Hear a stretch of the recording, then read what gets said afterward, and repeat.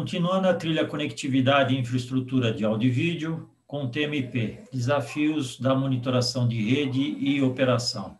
Ainda nesse tópico, continuamos a conversar com o engenheiro Fábio Aquati, diretor de tecnologia da NGNT Lecom, uma empresa integradora de sistemas. O engenheiro Fábio é um especialista nessa área e está nos apresentando nesse vídeo como a gente pode aferir a qualidade de um sistema IP. Fábio, mais uma vez, é sempre muito bom tê-lo aqui no SET Experience. Muito obrigado por aceitar o nosso convite. Obrigado a SET, obrigado, Sérgio, pelo convite. É um prazer discutir sempre esses temas de tecnologia aqui. Acho que agora vamos para o nosso último módulo da série aqui. Sem dúvida, e ainda vai ficar faltando, mas é o que a gente pode fazer devido ao espaço que nós temos. É um assunto bastante grande. Mas eu gostaria de fazer uma nova questão, né? O que é muito relevante é a respeito de como que a gente pode obter e manter a qualidade de um sistema baseado em IP, tanto sob o ponto de vista do conteúdo quanto do sistema em si.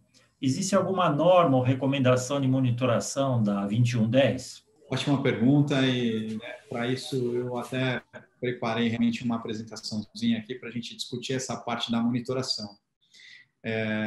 Respondendo só antes de cortar para a apresentação, principalmente a questão de norma, né? Porque nós no mundo de vídeo estamos muito acostumados, né, a normas de monitoração, a referências muito claras de como deve ser, do que deve ser, o que deve fazer, né? Ainda não temos, tá? Ainda não temos.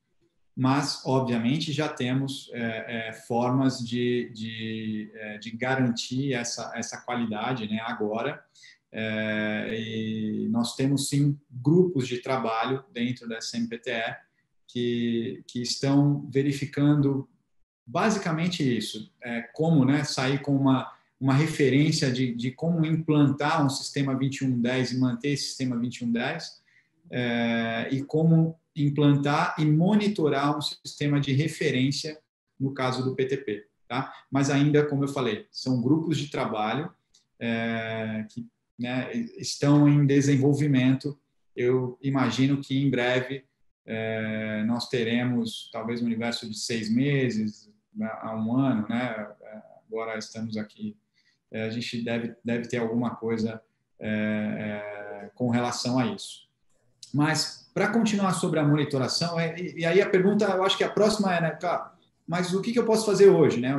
Então, assim, eu gostaria só de chamar alguma atenção para alguns pontos sobre essa questão de monitoração. Então, eu vou compartilhar a apresentação para a gente seguir. Um ponto é característica, né? Então, característica da rede IP, característica da rede SDI. A rede SDI, né, ela é uma rede onde nós temos fluxos lineares, né, de áudio, vídeo e metadados. A rede IP, por sua vez, ela é uma rede não linear, né? Então eu não tenho necessariamente uma linearidade nessa rede IP.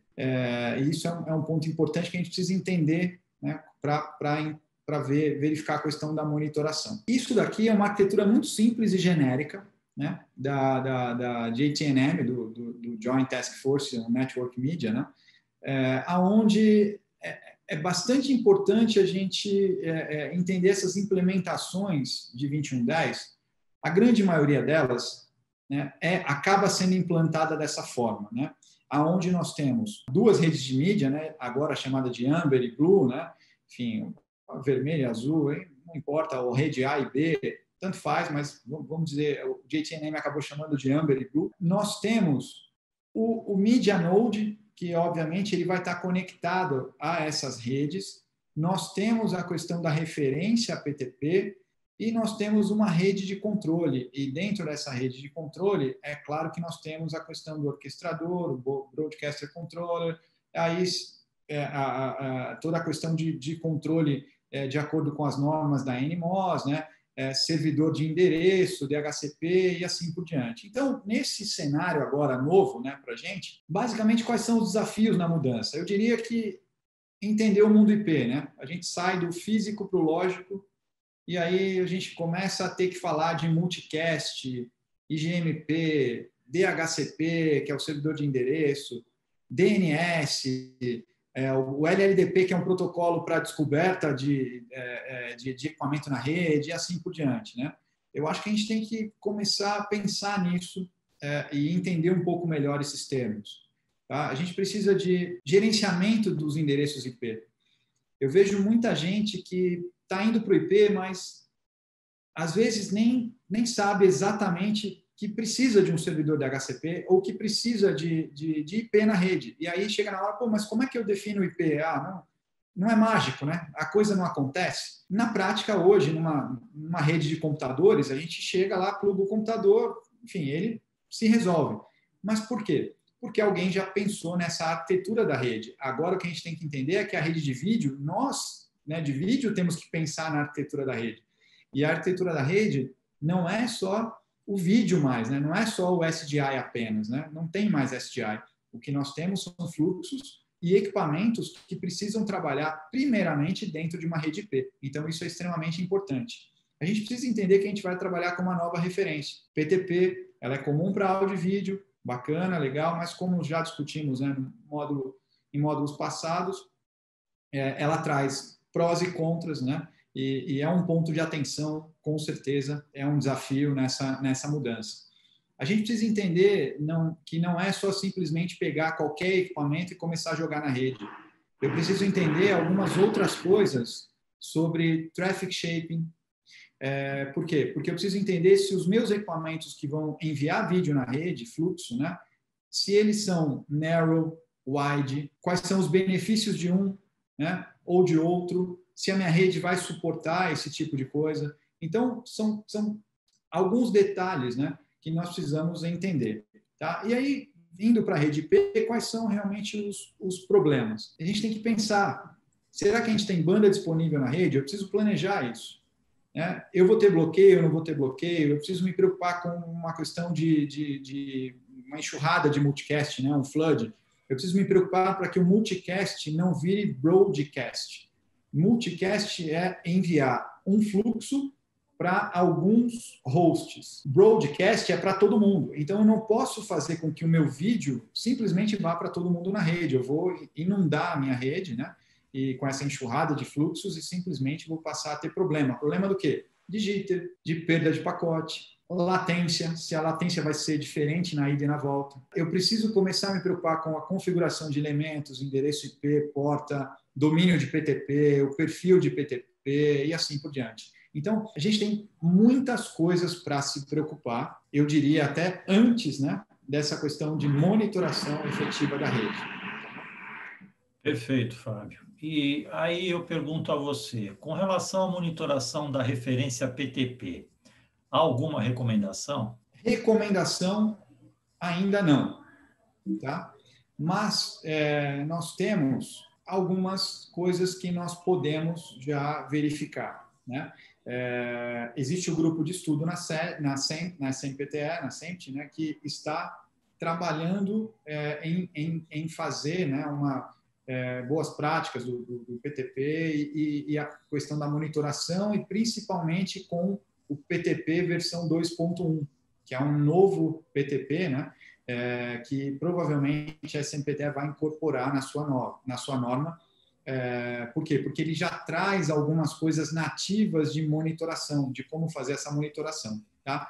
Mas enquanto não temos, né, enquanto nós não temos uma norma clara, uma referência, a gente pode olhar para algumas coisas. Por exemplo, quais as prioridades dos meus Grandmasters? Qual é o domínio e o perfil que eu estou trabalhando? Por quê? Porque eu preciso saber isso para configurar nos nós da rede, em todo mundo que vai receber essa referência. E eu preciso ter certeza que isso está configurado de maneira correta. Eu preciso me preocupar qual é o atraso entre o master e o slave e o master. Por quê? Porque se eu tiver um atraso muito diferente na minha rede, se a latência for diferente, eu vou ter um problema de referência de tempo. Tá? Por quê? Por causa da troca de mensagens. Então, é importante isso. Eu preciso verificar a variação de fase. Eu preciso entender se a fase está variando demais na minha rede. Se o slave está tendo que correr atrás demais dessa fase. E isso vai causar um eventual problema. E, principalmente, eu preciso saber se o meu protocolo BMCA está funcionando corretamente. E isso daí eu preciso, obviamente, fazer teste, tá? E realmente eu tenho que fazer teste, e teste só depois da rede estar implementada, né? Porque eu posso pensar em uma coisa, não ter previsto qualquer, né, um detalhe, e quando eu vou fazer o teste para saber se o Grandmaster Backup vai assumir, ele simplesmente não assume, né? Então, esse tipo de coisa a gente precisa, com certeza, a partir de agora, passar a nos preocupar com tudo isso. Perfeito, Fábio. De forma geral, como é que eu posso garantir a qualidade do meu sistema 2110? A pergunta, né, eu acho que teria a ver realmente, né? As ferramentas tradicionais, né, elas continuam valendo, né? Então, assim, eu diria que algumas não, obviamente, mas outras sim. Por quê? Porque nós precisamos lembrar que os fluxos que estão ali dentro daquela rede IP ainda são áudio, ainda são vídeo e ainda metadados a respeito daquilo. Então, um monitor de forma de onda vai continuar sendo um monitor de forma de onda, o que vai mudar é a interface dele. Mas o vídeo, o sinal de vídeo que está ali dentro, é o mesmo sinal de vídeo que a gente está acostumado a trabalhar. Então, tudo que a gente trabalhou até agora é válido e a gente precisa cuidar da qualidade do vídeo, do universo de cores, da parte de colorimetria, né, dos níveis, enfim, preto e branco e assim por diante. Isso daí é um fato. Questão de timing, mesma coisa. Eu preciso verificar, né, qual é o timing, como é que está a referência desse meu vídeo. O vídeo com relação à referência e o vídeo com relação à referência anterior, por exemplo, com relação à referência do passado, do legado, que é o black. Porque numa emissora, raramente a gente vai ter uma emissora IP, puro IP, né? Serão partes dessa emissora que estão migrando para IP. Então, nisso daí a gente precisa entender como é que está essa questão de referência. E aí as ferramentas tradicionais, algumas ainda servem e a gente precisa, sim, continuar cuidando, né? Por quê? Porque, na prática, o que a gente ainda tem é o conteúdo, né? E a gente precisa tomar conta desse conteúdo. Agora, quais outras ferramentas, né, nós podemos utilizar? Então, assim, além, né, do Vector, do Wave, etc., para tomar conta do conteúdo, a gente precisa agora começar a entender como é que está a variação do PTP, como é que está a questão dos buffers, da questão do traffic shaping, por exemplo, como é que está o atraso, né, entre o master e slave, como é que está o fluxo de pacotes na minha rede, se ele está constante, se eu estou perdendo algum pacote, se eu estou tendo uma inversão de ordem desses pacotes ou algo desse tipo. E eu preciso de ferramentas, né, que possam me dar esse tipo de visibilidade. Então, eu diria que o Wave e o Vector que a gente está acostumado, né, que na verdade veio do analógico, que continua sendo o mesmo Wave e Vector. A diferença é que quando ele foi para o SDI, ele ganhou algumas funções a mais, né? Agora, quando ele foi para o IP, mesma coisa. Ele ganhou algumas funções a mais. Então, essas funções, por exemplo, que eu comentei, né? E a possibilidade de correlacionar problemas de vídeo com a rede IP, com a camada física. Porque agora a nossa camada física, a camada física que a gente cuidava do SDI, ela não existe mais. Ela passou a ser o IP. Né?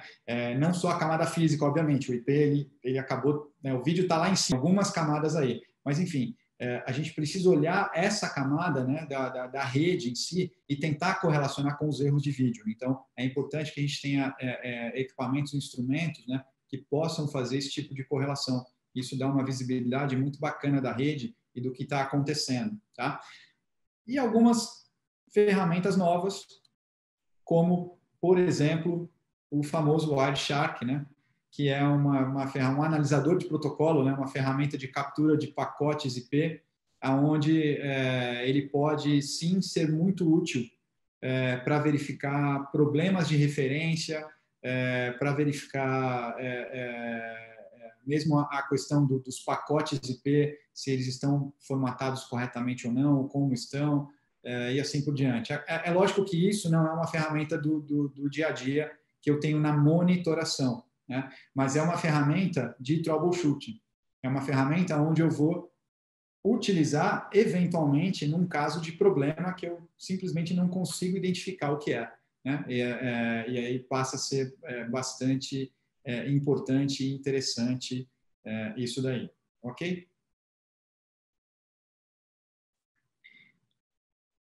E continuando, eu acho que assim uma parte extremamente importante de tudo, dos vários níveis que a gente passa a ter agora no mundo IP, tá? E para fazer isso, existem sistemas, né, de monitoração, enfim, conhecidos aí como orquestradores e tal, que você passa a ter a possibilidade de fazer essa detecção e provisionamento da infraestrutura, monitoração, controle de referência de fluxos, saber de antemão se eu posso executar um corte ou não, se a porta do switch vai suportar aquele corte ou não, por exemplo, porque não adianta eu simplesmente ter um sistema que me permita fazer vários cortes e enviar fluxos na rede IP, se eu não sei se aquela porta tem efetivamente banda para suportar todos aqueles fluxos. Então, isso passa a ser extremamente importante, né? No SDI, a gente sabia que tinha, é uma rede sem bloqueio, né? No IP, eventualmente, eu posso ter uma rede que tenha bloqueios, e aí é extremamente importante a gente saber o que acontece. E não tem como saber olhando apenas para a rede, eu preciso de alguém que olhe para a rede, que no caso é esse sistema, que vai nos dar essa possibilidade não só de visibilidade, né, de saber se o fluxo aconteceu ou não, como é que está a qualidade desse fluxo, mas também poder nos dizer como é que está a alocação de recursos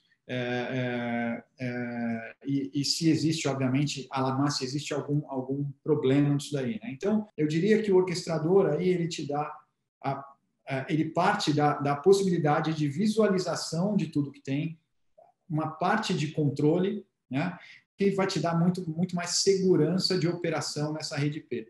É o famoso, se você entra, minha opinião, tá? Aí é a opinião do Fábio. Se você entra numa operação de rede IP sem um sistema desse tipo, olhando, que te dê essa visibilidade, você está num voo cego. Funciona, né? As coisas funcionam, mas você não sabe exatamente o porquê, como e se elas vão passar a ter um problema ou não. E se elas tiverem problema, você também não tem a mínima ideia do que aconteceu e de repente tudo voltou a funcionar de novo e você vai ficar, né, sem saber o que aconteceu. Então, eu diria que a parte de orquestração ela passa a ser importantíssima ou vital, né, nesse novo mundo. Tá? Algo que possa te dar uma visão geral de rede, dos gateways, dos processadores, algo que possa efetivamente te dar uma visão dos fluxos, de todos os fluxos que estão ocorrendo na sua rede, como eles estão ocorrendo na sua rede, se eles têm algum problema efetivamente ou não, aonde está esse problema, se aquele fluxo não aconteceu, né? Então, esse tipo de coisa é o que a gente precisa passar a pensar em ter numa rede IP, tá?